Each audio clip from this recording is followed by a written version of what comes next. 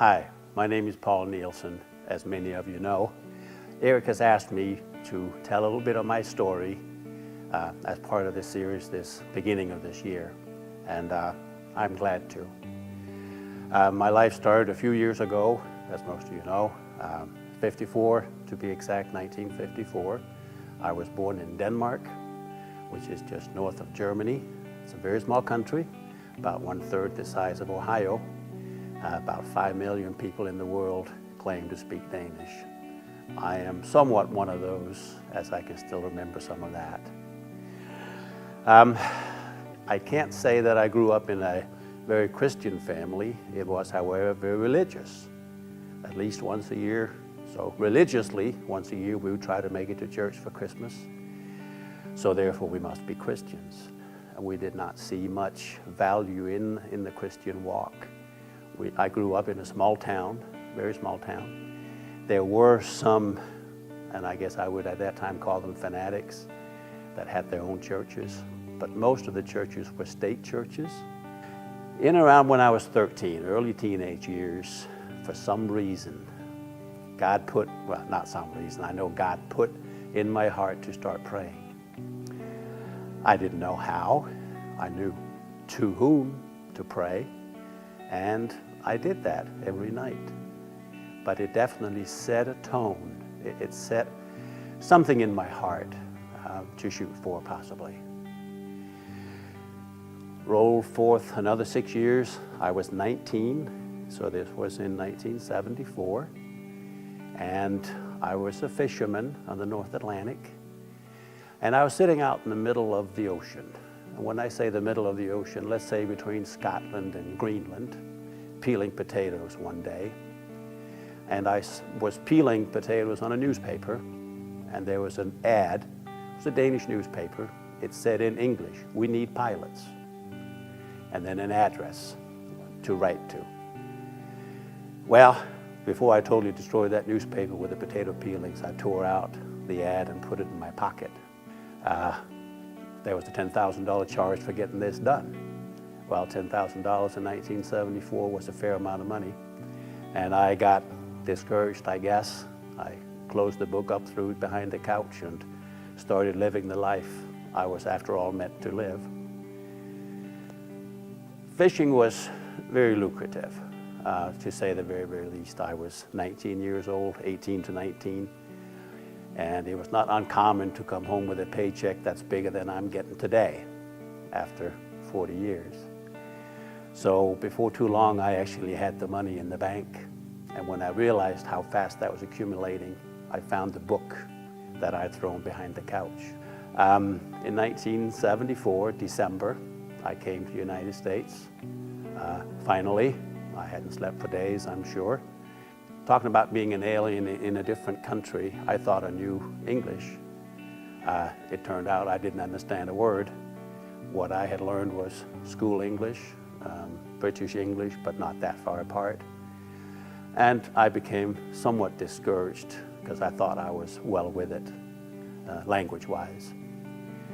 That all turned out to be okay later on. But the first day I was in the United States, the apartment complex that they had put us in had burnt to the ground. So when we got back from school the first day, the buildings were gone. Just another fun little story. So welcome to the United States. Everything went well. Flight school went well. I did not give Christianity a lot of thought at this time. However, it seemed all the Americans that I did associate with were Christians. Some of them I could kind of see through, but others were genuinely interested in Jesus Christ. I tried to get, if not excited, at least just glean from it what I could, because I think there was, deep down, there was a hunger. There was a need to know. Over the years, I even started going to church, and I was questioning.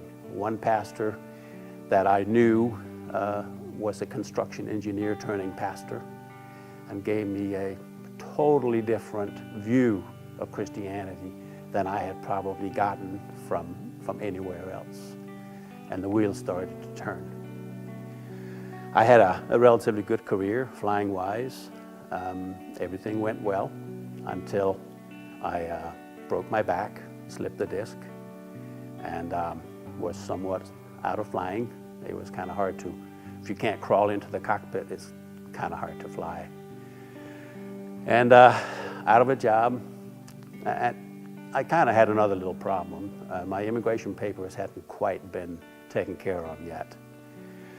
I am probably here now 4 or 5 years since I arrived in the States, so no immigration papers taken care of, no job, and just kind of hard to go on like that. My back was so bad that it was even hard to get in and out of bed. One Saturday, and I had been up and I thought I needed a nap, and it would typically take me 10 or 15 minutes to get to laying down. And I finally relaxed my back enough to lay out straight, and I thought, well, I need to pray. And I think I can say for the first time in my life, I honestly approached God from my heart and from a desire to know Him. It was a strange prayer, I'm sure. It was probably not very biblical. We are not to put the Lord to the test, but I basically told Him, I don't know you. I am very tangible. I have to feel you, see, hear, feel, smell, and I don't. But I want to seek you. I want to believe that you exist, but you need to show yourself to me, because I can't believe in the concept alone. The Bible clearly says, blessed are those who can believe without seeing. I'm not quite that fortunate, but I was in for a ride. Within just minutes, my whole body shook. It got hot like a firecracker. Something strange was going on. And I had seen some of the healing shows on television, most of which I was not impressed with. But I got thinking, could I be healed? The 3 things I had asked God specifically to show Himself in would be my back, that was in very, very poor shape, the fact that my immigration papers were somewhat non-existent, and the third, that I didn't have a job to go to. And I thought, could God heal me that quick? And I said, why would He? I have never sought Him but once. And one side of me kept saying, well, get up, test out your new back. And the other side, it said, it took me 20 minutes to lay down. No, I'm not going to do that. Well, within half an hour, the good prevailed, and I got one leg carefully out of the couch, got the other leg, and within seconds I danced around the apartment. So that was since 1979, and my back has been perfect ever since. I was bewildered. That was 1 out of 3 in seconds or in minutes. I said, this is unbelievable. Now that was Saturday, and Monday I did have an interview. It was set up previously. So they said provided I could show them papers that I had work authorization in the United States, I would have the job. Well, my heart sank a little bit, because I had had several jobs and never been asked that before. So Monday afternoon, I jump in a car, go to Newark, New Jersey, where the local INS, Immigration and Naturalization Service office is. Unless you stand in line by 4 or 5 in the afternoon, you may not get in there the next day. I don't know if it still is like that, but that's the way it was back then. I stood there all night in line. By noon the next morning, I got in to the office. At noon, all the employees leave for lunch, but one lady stayed behind, a young lady, and she came to me and said, what do you need? And I said, well, I have an application with the INS for permanent residency. And I have an employer now that would like to hire me, but he needs to know that I'm okay to be hired. And she said, follow me. She got a piece of paper in the typewriter, for those of you that know what a typewriter is. And she said, "What was that file number?" She says, "What's your name? What's your address?" She typed it in, and then she started, "The aforementioned person is hereby authorized to work in the United States." She did go to another cabinet, somewhat broke it open, got a stamp out, and stamped 5 or 6 places on this piece of paper, "Work authorized." She faced me, she gave it to me. She said, "Get out of here, quick."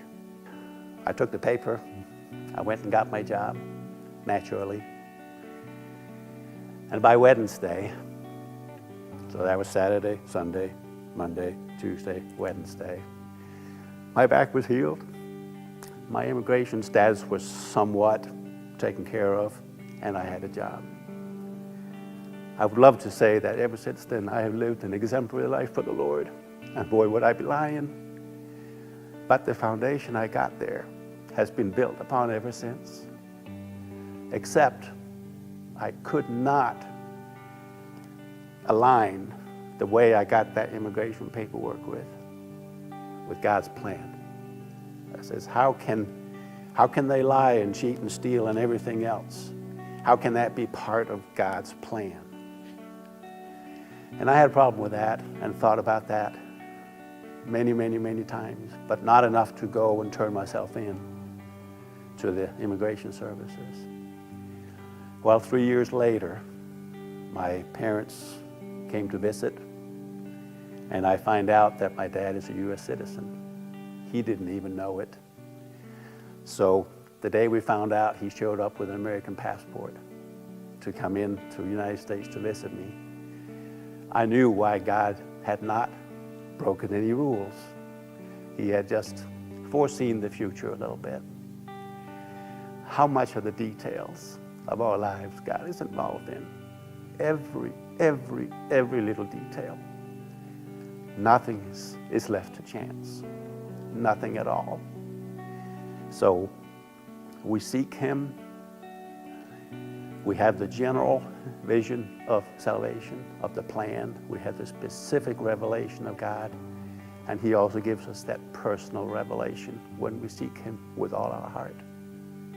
We need to seek Him with all our heart, not just as something on this, not a sideline. But the only thing in the world that's going to get us freedom and be truly free is the absence of fear. The only way we have absence of fear is we go by the rules. We go by every word God has given us. And then I'll say it's been a pleasure to be here, to serve here at Crossroads. You guys out there are awesome. Keep working, keep looking. So those of you that have not yet committed to investigate for real if Christ is who He says He is, I urge you, I plead with you, come read the Bible with us, because it'll open your eyes so wide, so wide. And that's my story up to today.